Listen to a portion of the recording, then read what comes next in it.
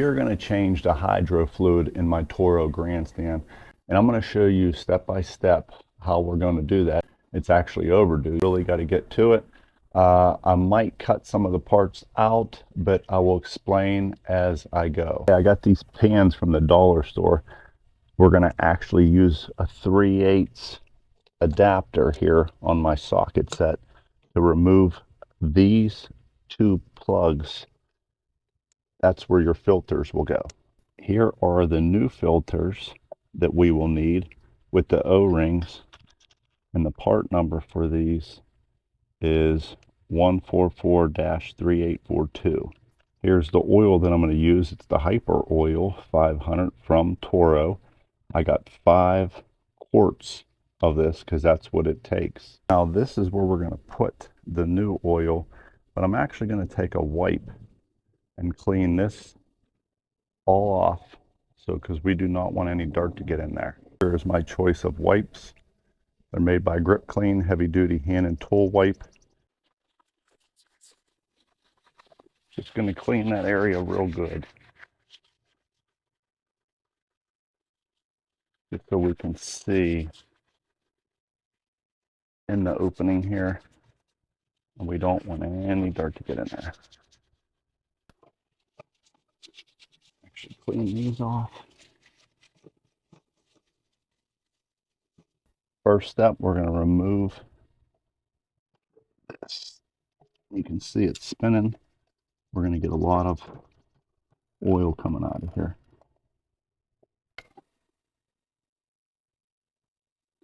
You got to get that spring. Spring goes in first, and then here it comes. Excuse me, the spring sticks out. The spring does not go in first. Now and then you can see I put some cardboard down here. There we go.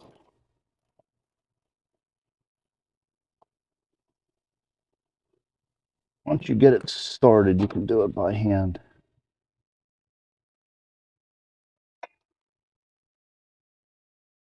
Get that spring out of there.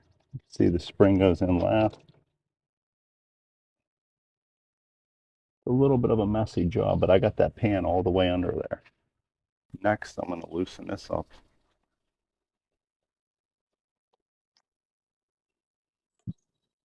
Take this out. This catches any dirt. This filter. Put that filter on a wipe. Now we're going to reverse the process. I am not sure what these are for. They were not used, but these are the new rings that we have to use. I'm going to pull these rings off here. Put the new ones on.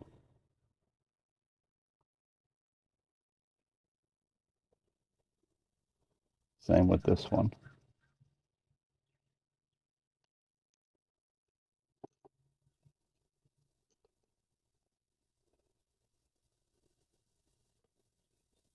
New one on.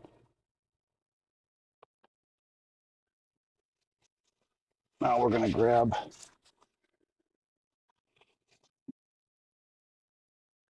the first one.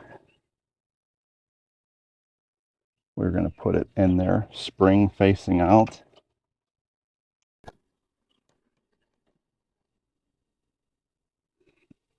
All right. So I went and got a bigger extension here. This is a 3/8 drive, by the way, other than this small one.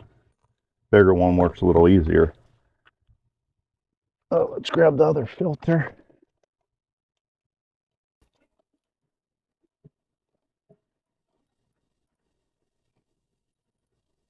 Now we're going to pour in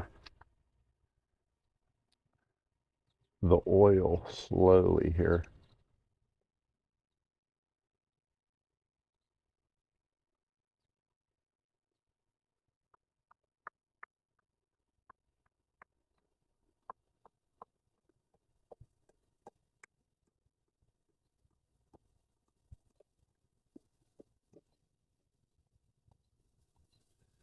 Let that sit there.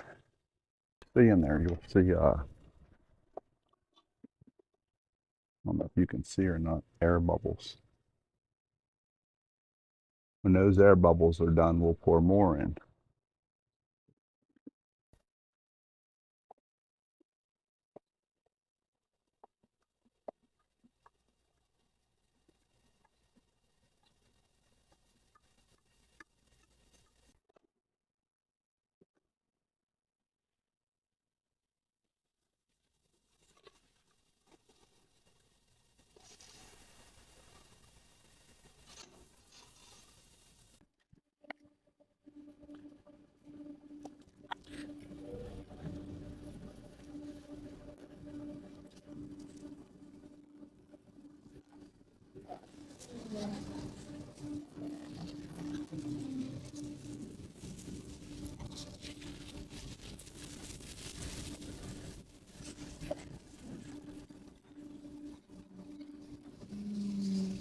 You can see in there that it's still bubbling a little bit. Once we get down to here, I still have one more quart, but I'm going to hold off. As of right now, I checked everything, and I do not have any leaks. It's been about 2 hours later. It is bone dry all the way down. I got one more quart, and if I need more, I'll have to get more, but I stuck 4 in already, so I'm going to put this last quart in, but I'm only going to fill it up to the line that designates where it should be, and we'll go from there. Here we go. Let's dump this in here.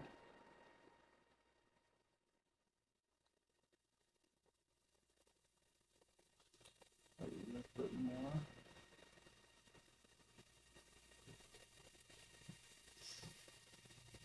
A little bit more. We're going to leave it.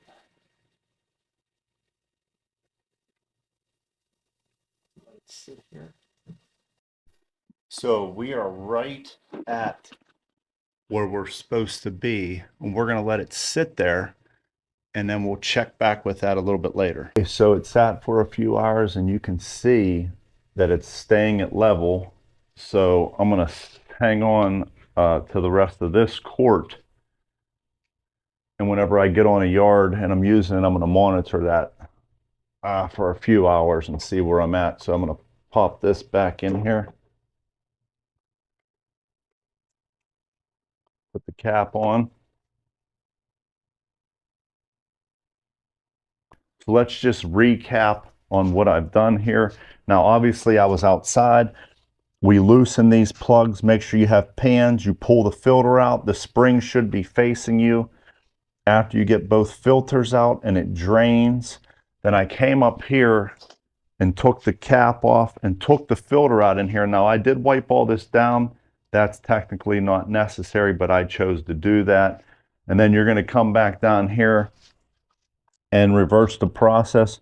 When you tighten these with your 3/8 extension, do not crank them on.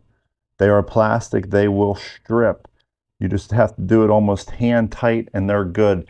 Now this is a vent hose, and you can remove this gas can, and by each hydro down there, it's really hard to see down in there, but there's this hydro that runs right here that runs all the way down, and there is a vent plug.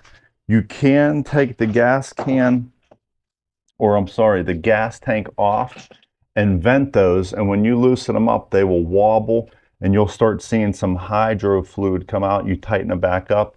That'll speed up your process. I chose just to let the oil run its course with the air bubbles. As you've seen, that's the way I chose to do it.